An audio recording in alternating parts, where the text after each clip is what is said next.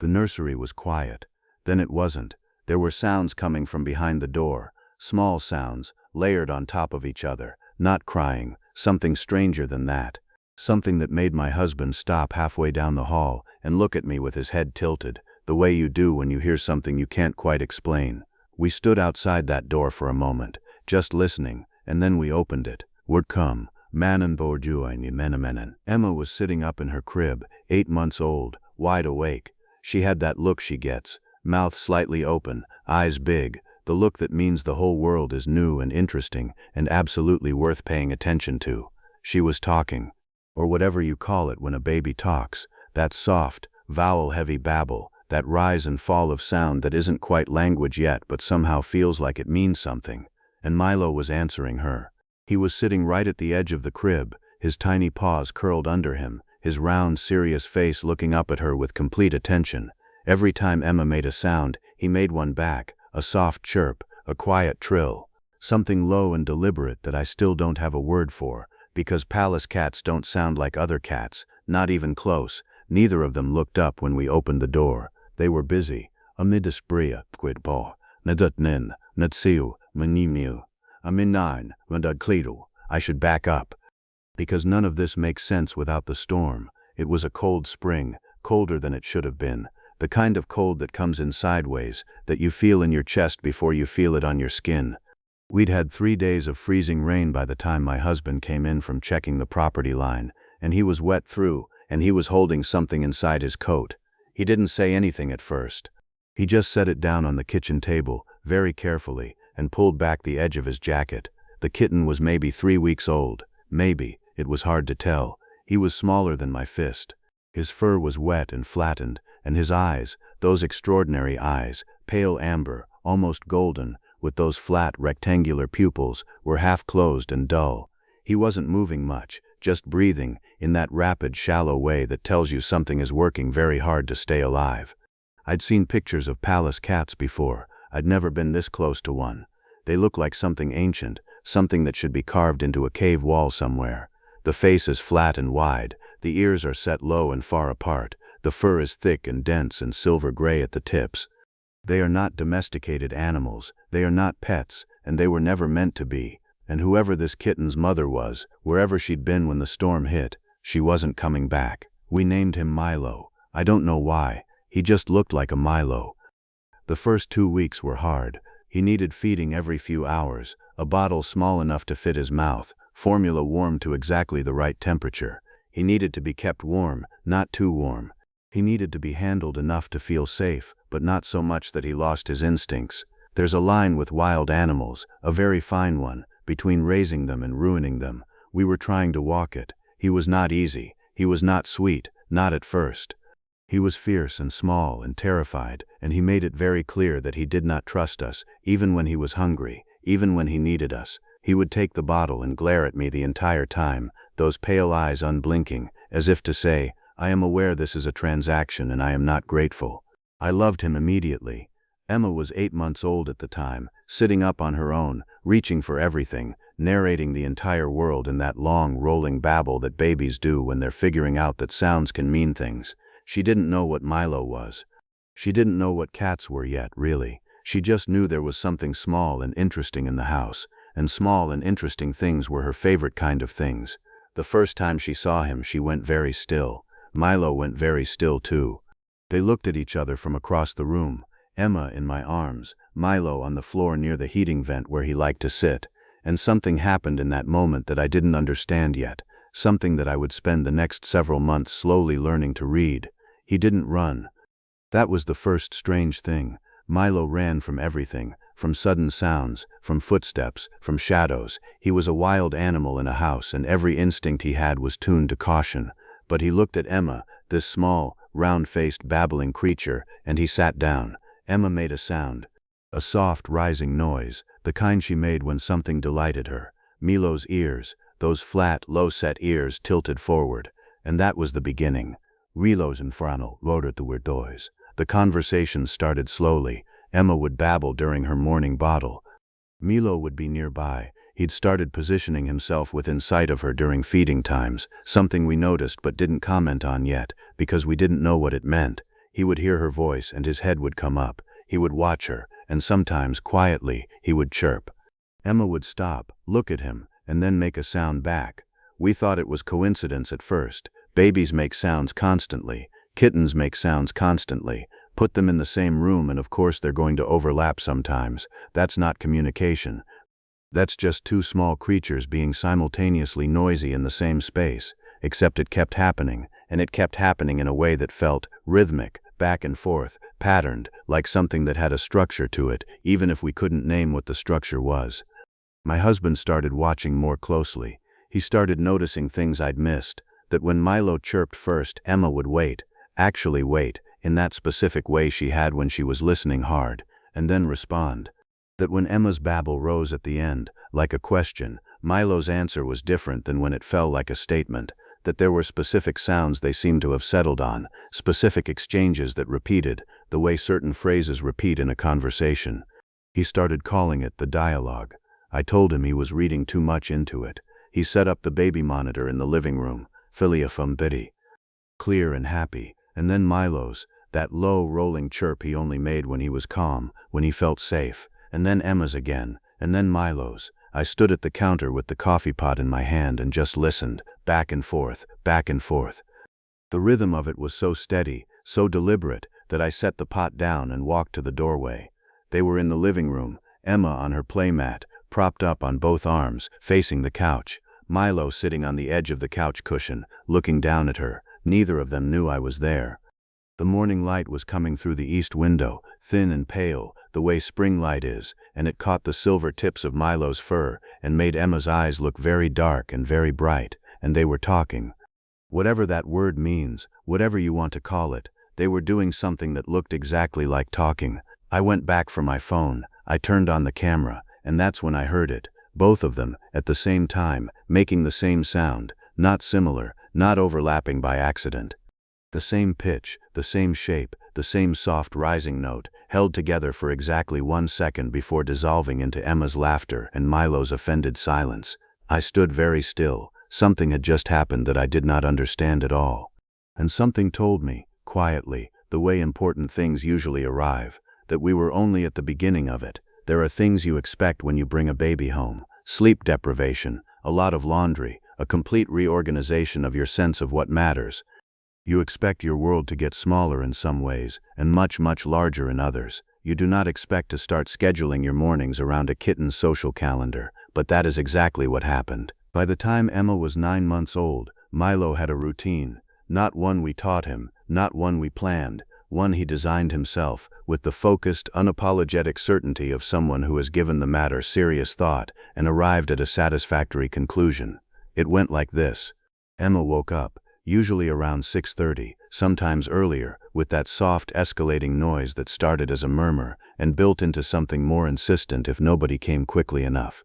The moment she started, Milo was up. He slept in a low cat bed we'd placed near the heating vent, and every morning without exception he was on his feet before I reached her door, trotting down the hall with his tail low and his ears forward, moving with that particular Pallas cat gait, unhurried but deliberate, like a very small animal who has somewhere important to be and is not going to rush about it.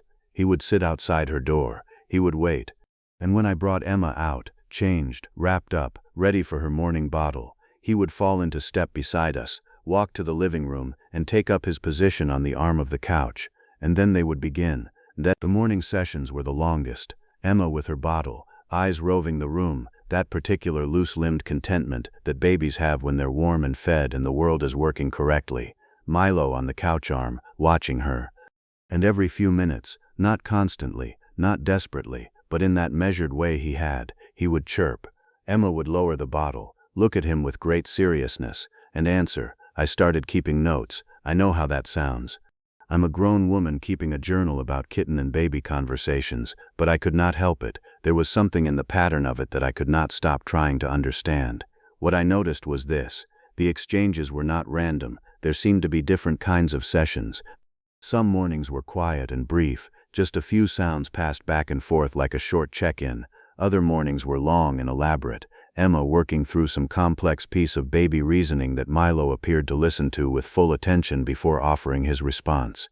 And some mornings, someone had a lot to say, Those were the funny ones. A first incident happened on a Tuesday. Emma had been working very hard all week on Mama. Not as a name, not yet, just as a sound she was clearly pleased with, one she'd discovered had a satisfying shape in the mouth and an excellent effect on the adults in the room. She said it constantly. She said it to the ceiling fan. She said it to her reflection in the sliding door. She said it with great dignity to a wooden spoon. That morning she was saying it to Milo. "Ma," she said, "mam, ma, ma, ma, mam." Lou listened. He really did, head slightly tilted, ears forward, the whole performance of attention. He waited until she seemed to be finished. And then he opened his mouth and made the longest, most elaborate vocalization I had ever heard from him. It went on for a full 4 seconds. It had at least 3 distinct parts. It rose and fell and circled back and finished on a note that sounded, I can only say, deeply authoritative. Emma stared at him. She looked at me. She looked back at him. She did not say Mama again for the rest of that morning. I sent the video to my sister. She called me back in under 2 minutes, laughing so hard she could barely speak. He corrected her, she kept saying. He absolutely corrected her. I told her that was not what happened, that we were projecting human conversational patterns onto animal behavior, that there was a perfectly reasonable explanation involving vocal mimicry and environmental conditioning. She asked me what the perfectly reasonable explanation was. I did not have one ready. She sent the video to our mother. Our mother sent it to her book club. Within 48 hours I had a 17-person group text going with people I had not spoken to in years, all of them sending me the same message in slightly different words. That cat knows exactly what he's doing. I still don't know if they're right, but I stopped arguing about it. Then Milo learned to meow. This sounds small. It is not small. Pallas cats don't meow. That's not how they're built. Their vocal range runs toward chirps and trills and low growling notes that don't have good English equivalents. A Pallas cat meow is something you don't expect to hear, and when you do hear it, something in your brain takes a moment to process it, because the sound is coming out of a face that doesn't look like it should be making that sound. Milo started making it when Emma made it. She'd gone through a phase of a high, round vowel sound, somewhere between a meow and a general announcement, and she made it several times one afternoon while Milo was nearby.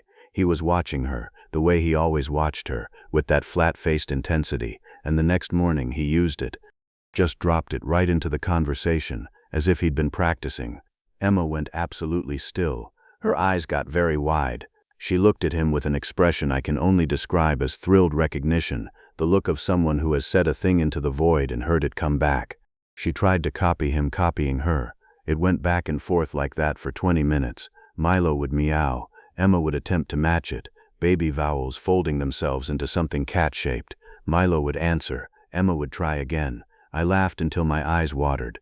My husband, watching from the kitchen doorway, turned to me and said, very quietly, "I don't know which one is teaching the other. I don't know which one is teaching the other." Neither did I. That was the thing. It should have been obvious, right? Milo was the animal. Emma was the human child developing language. If anything was happening, if there was any real learning going on, it was Emma's brain absorbing sound patterns from her environment, the way infant brains absorb everything, indiscriminately and constantly. But Milo was also changing. He was calmer than he'd been, not just with Emma, with all of us. The flinching had eased, the constant watchful tension in his body, that readiness to move at any moment, had softened into something more settled. He slept longer. He chose to be in the same room as us rather than retreating to the quiet edges of the house. He still had hard lines, loud music, strangers, sudden movements, but the baseline had shifted. He seemed to have decided that this particular house, these particular people, and this specific small loud person in the crib were worth his trust. Wild animals don't decide that easily, or quickly, or sometimes at all. We had not taught him that. Emma had. Ambula pan the poi. The thing about watching two creatures figure each other out is that you don't always notice the milestones as they happen. You look back and see them. You line up the videos, and by now there were a lot of videos, and you can see the arc of it. At 9 months, Emma reaching toward Milo from my arms, his ears flicking back and then forward again. At 10 months, Emma on the playmat and Milo positioned beside her, grooming his paw with elaborate unconcern while keeping one eye on her at all times. At 11 months, Emma pulling herself up to standing against the couch cushion, and Milo retreating exactly far enough to be out of reach but not 1 inch farther. It was choreography, that's what my husband said. Two creatures who had never been given a script, figuring out together how close was safe and how far was too far and what it meant to be in the same room, and choose, every day, to stay there. Emma's first word, her real first word, the one that referred to something specific and was used correctly and on purpose, was spoken on a morning in late October, while Milo sat on the couch arm watching her with those pale amber eyes. She looked right at him.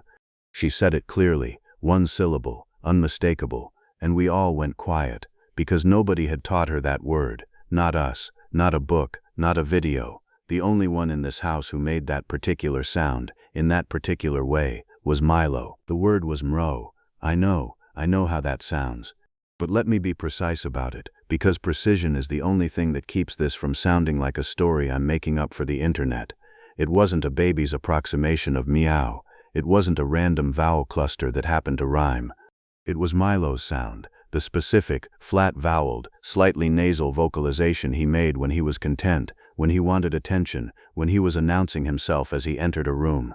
We had heard it hundreds of times. We knew exactly what it sounded like, and Emma said it, correctly, directly to him, while looking him in the eye. He answered. She said it again. He answered again. My husband and I stood in the doorway of the living room and did not speak for a long moment. She learned that from him, he finally said, and I said, I know. Here is what I understood, and what I didn't. I understood that babies absorb language from their environment, every sound in earshot, every repeated pattern, every vocalization that gets a response. Emma's brain was doing exactly what infant brains are built to do, finding structure in sound, testing it, refining it, using it. If Milo was the most consistent, most responsive, most conversational presence in her daily life, and he was, in those early months, in a way that is slightly humbling to admit, then of course his sounds would make it into her vocabulary. What I did not understand was the direction Milo was traveling, because it wasn't one way. I noticed it first with the laughter. Emma had developed a real laugh by then, not the reflex smile of early infancy, but a full, rolling giggle that started somewhere in her belly and came out loud and completely unself-conscious. She laughed at the dog next door. She laughed at her own feet. She laughed at my husband making faces across the dinner table with an enthusiasm that suggested she found him funnier than he actually was. And one afternoon she laughed at something Milo did, a small, startled scramble when a piece of junk mail slid off the coffee table, and Milo froze, looked at her, and then made a sound I had never heard from him before. It was short, breathy, rising slightly at the end. It was not a chirp, it was not a trill, it was something that lived in a different register entirely. He did it again the next time she laughed, and the time after that. I played the recordings back to back one evening after Emma was asleep. Milo's new sound, Emma's laugh, Milo's new sound again. They were not identical, of course they weren't, but they came from the same neighborhood, the same shape of air. He was laughing, or the closest thing to it that a Pallas cat can do. Uppul Hemelretta. Then, spring arrived, and Emma started crawling, not immediately gracefully. The first week was more of a determined lurch, both arms forward, one knee dragging, the other foot pushing from behind, a system that worked but had the general aesthetic of something that hadn't been fully tested yet. She got where she was going. She was very pleased with herself. Milo watched the first attempt from across the room. The second attempt he watched from closer. The third attempt, he was beside her. I don't mean he joined her. He was not crawling. He was walking, in that low, deliberate way Pallas cats move when they're tracking something they're curious about. But he matched her pace. When she lurched forward, he stepped forward. When she stopped to recalibrate, he stopped. When she changed direction, which she did often, with the magnificent arbitrariness of a baby who has not yet decided where she's going, he followed. My husband filmed it. 4 minutes of Emma crawling a looping path through the living room with Milo beside her the entire way, never touching her, never rushing ahead, just present, accompanying. We sent it to the relatives. The relatives sent it to their relatives. It had 600 views by the following morning, and I remember thinking, that seems like a lot. Reader, that was before we understood what the internet thought about this particular cat and this particular baby. Wishful Bojdifux. By the time Emma was 13 months old, the house had changed. I'm not sure I can explain this precisely, but I'll try. A house with a baby in it has a certain quality, a constant low-level alertness, a readiness for sound, for need, for the sudden pivot that parenthood requires of you 17 times before noon. It is warm and exhausting and full, and you love it even on the days it grinds you down. A house with Milo in it had a different quality, sharper edges, a sense of being watched, not in a threatening way, but in the way of a creature whose attention is never idle, who is always cataloging, calculating, reading the room. A house with both of them in it was something else entirely. It was chaos, beautiful, exasperating, documentary-worthy chaos. Emma had learned that things on low surfaces could be reached, which meant that nothing on any low surface was safe. Books, remotes, coasters, houseplants, a ceramic bowl my husband's mother had given us, all of it was at risk. She approached each object with the focused intent of a researcher and the 0% preservation instinct of a 13-month-old. Milo had also decided, around this time, that the concept of mine deserved expanded interpretation. His food bowl was his, fine. His sleeping bed was his, also fine. But he had developed a specific interest in Emma's softer toys, the ones with texture, the ones that crinkled, the ones that had a particular satisfying weight when batted across a hardwood floor. He did not destroy them, he relocated them, usually to somewhere inconvenient, like the space under the radiator or behind the curtain in the back bedroom. Emma, in turn, had developed an interest in Milo's food, not to eat, just to redistribute. She would make her way to his bowl during the window between being set down and being noticed, and she would move the kibble, piece by piece, to various nearby locations. Her expression during these operations was one of intense professional concentration. Milo would watch her do this. He would wait until she was done, and then he would go eat the kibble from wherever she'd put it, without a single change in expression, as if this were a service he had arranged and was satisfied with. We had a house full of a baby and a wild cat, and they had developed, between them, an entire domestic economy that we had not designed and could not fully explain. There were hard days too. That's the part the videos didn't always catch. Milo still had limits. There were afternoons when he wanted nothing to do with any of us, when something in the air or the light or the sound of the house made his old weariness come back, and he would find the highest, quietest spot he could reach and simply be unavailable. Those days Emma would look for him, pulling herself along the furniture, saying his name in that particular way she had, 2 syllables, the second one higher, Mromro, and not finding him, and she would look at me with a question in her face that I didn't know how to answer. She was learning something then too, that the creatures we love have their own interior weather, that presence isn't always possible just because it's wanted, that sometimes you wait, and they come back. She was 11 months old and she was learning patience. I don't know who taught her that. Maybe Milo, maybe just the waiting itself. Then Emma got sick. It came on fast, the way things do with babies, fine in the morning, glassy-eyed by noon, full fever by evening. Nothing dangerous, the doctor said, viral, rest and fluids and time. She needed to stay in bed, or as close to it as you can get with a child that age, which meant the crib with the side down and blankets and the sound machine and one of us nearby at almost all hours. Milo had never been a bedroom cat. He had his own spaces, the couch arm, the vent, the wide windowsill in the back hallway where afternoon light pooled in a long gold stripe. The bedroom was not his territory. He had made this clear on multiple occasions when we'd tried to encourage it. The first night Emma was sick, I woke at 2 in the morning to check on her and found him already there. He was on the edge of the mattress beside her, not touching her but close. His paws were folded under him, his eyes were open, he was watching her breathe. I stood in the doorway for a long time. I did not go in. I did not want to disturb whatever this was. He was still there in the morning. He was still there the morning after that. For 3 days, while Emma ran her fever and slept in fitful 2-hour stretches and woke crying in the night, Milo did not leave that room. He ate when I brought food to him. He used his box when I carried him to it and carried him back. He returned each time to the same spot, beside her, not touching, just present. On the second night I sat with them for a while in the dark. Emma's breathing had that thick, labored quality of a sick child. The nightlight made everything a soft amber. Milo looked up when I came in, held my eyes for a moment, and then looked back at her.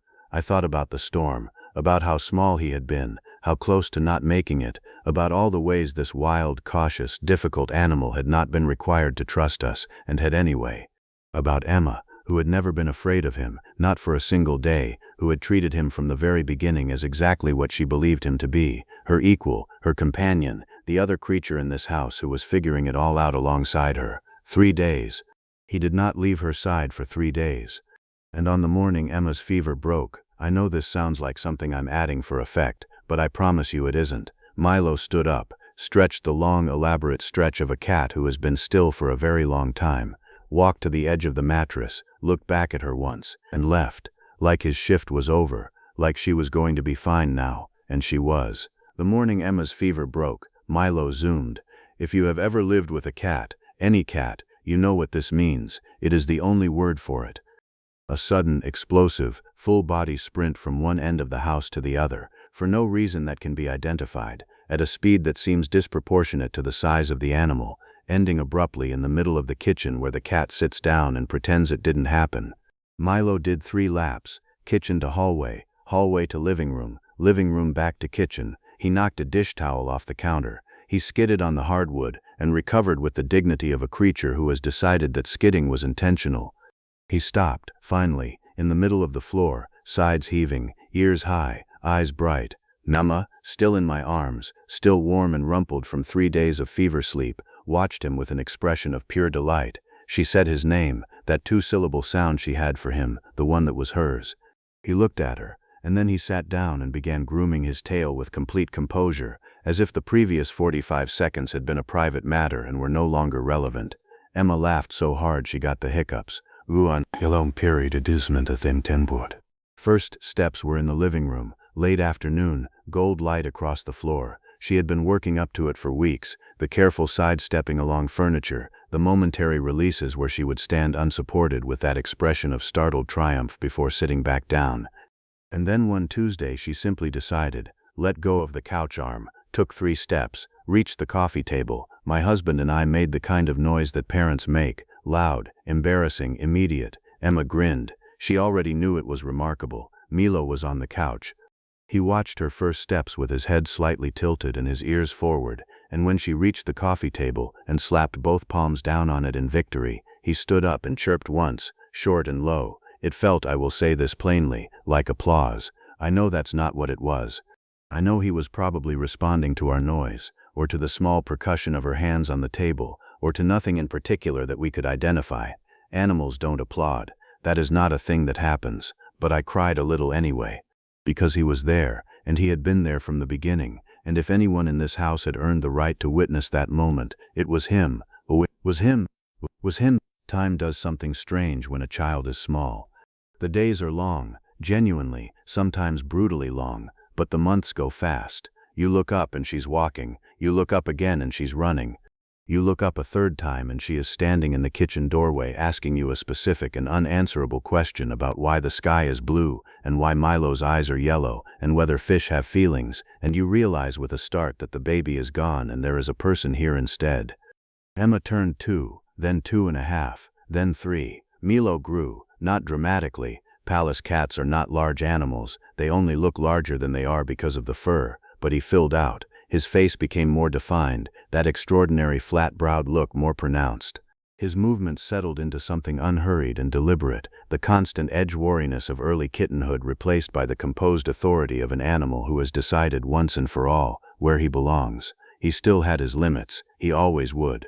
There were things he would never enjoy, loud gatherings, strangers, sudden sounds in the night, but within the world of this house, with these people, he was home. You could see it in the way he moved through rooms, not skirting the edges, through the middle. Emma was the reason for that. We were certain of it by now, not show up stiupt. The morning sessions continued, different now, Emma talking in real sentences, Milo responding in the same sounds he'd always used, but the fundamental shape of it hadn't changed. She still waited for him. He still answered. There was still something between them that moved back and forth in a rhythm we couldn't fully explain and had stopped trying to. But new things had entered the curriculum. Emma, at 2.5, had developed a theory that Milo could learn tricks. This was not entirely wrong. Pallas cats are intelligent animals, observant, deliberate, capable of solving problems that would stump a much larger creature. They are not, however, motivated by the same desire to please that makes dogs trainable. They do things because they have decided to. The decision is theirs. This is non-negotiable. Emma did not find this discouraging. She set up a small classroom in the corner of the living room. It consisted of a blanket, 2 stuffed animals as an audience, and a system of rewards she had designed herself, small pieces of his regular food, doled out with great ceremony from a cup she carried. She sat Milo down in front of her with a seriousness of purpose that I found genuinely moving. "Milo," she said, "sit." Milo was already sitting. Emma gave him a piece of food anyway, solemnly, as if this had been a triumph. "Good," she said, "now shake." Milo looked at her extended hand. He looked at her face. He looked at the cup of food. He lifted one paw approximately 2 inches off the ground and set it back down. Emma gasped, gave him 3 pieces. I watched this from the kitchen doorway with my hand over my mouth. My husband appeared at my shoulder. We stood there together watching our daughter teach a Pallas cat to do a trick he was almost certainly already doing on purpose, and we did not speak, because there was nothing to say that would improve on what was already happening in front of us. The patience part was real, though. This is what I would tell anyone who asked what Emma genuinely learned from Milo. Not the sounds, not the words, but the patience, the understanding, absorbed somewhere in those early months, that another creature's trust is not given on your schedule, that you wait, that you let them come to you, that the distance between 2 living things closes at its own pace and not yours, and that trying to force it only makes it wider. Emma did not grab at Milo, not even as a toddler, when grabbing was her primary mode of engagement with the world. She would reach toward him and stop just short, hand open, and wait. Sometimes he came to her, sometimes he didn't. She accepted both outcomes with a equanimity that was frankly better than mine. Her preschool teacher told us, at the end of Emma's first year, that she was the most patient child in the class, that she was the one the other children came to when they were upset, that she had a quality of stillness and attention that was unusual. I thought about Milo, about those early mornings, about what it means to sit quietly with someone and let them be exactly what they are.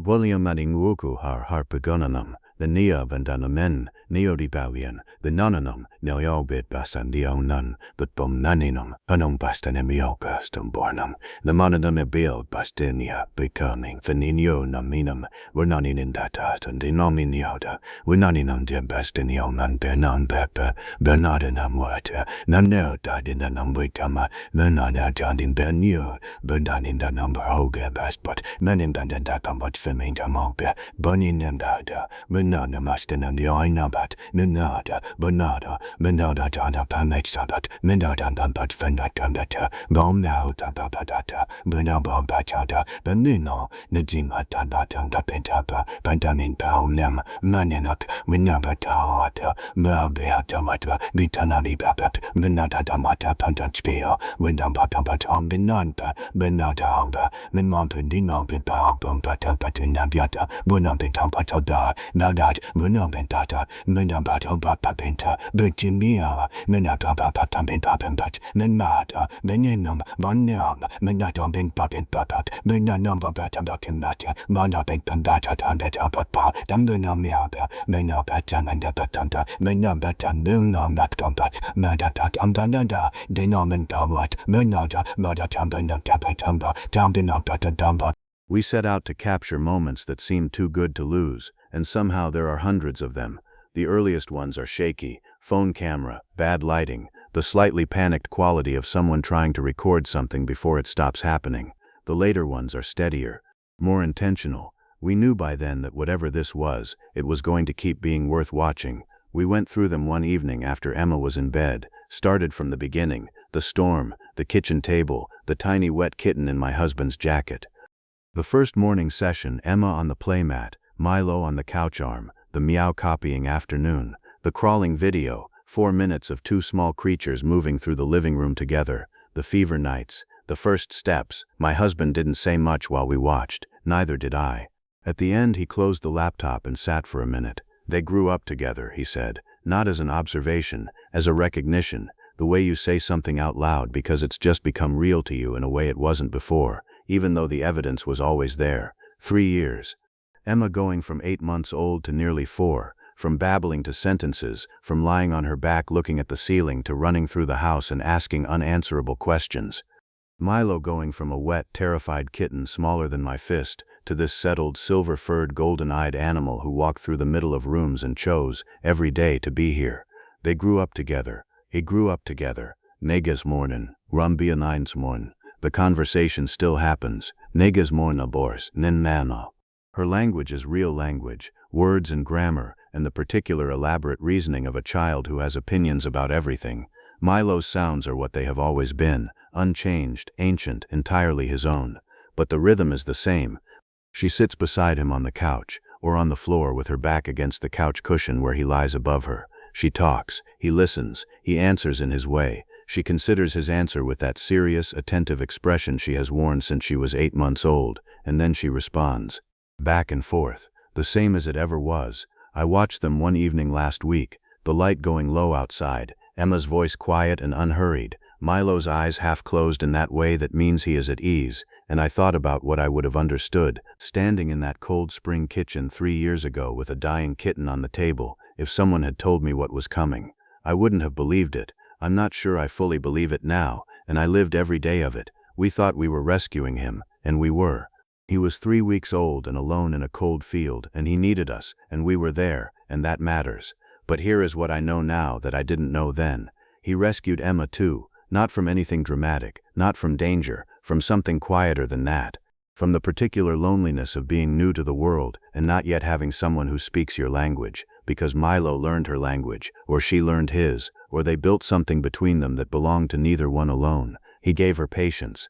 He gave her the knowledge that trust is earned slowly and worth every day of the waiting. He gave her a companion who showed up every morning without being asked, and stayed without being told, and left only when she didn't need him anymore. He was her first best friend.